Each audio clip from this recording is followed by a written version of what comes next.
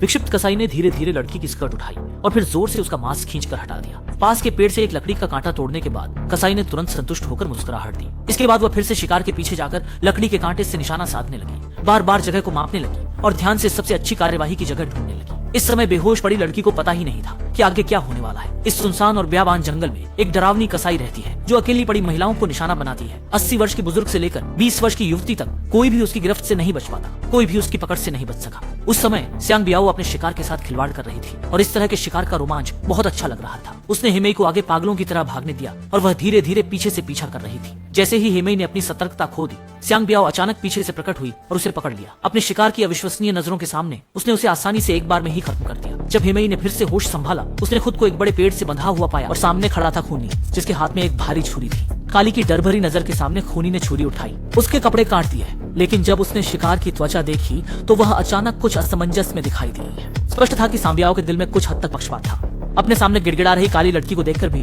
उसके दिल में एक भी दया नहीं आई।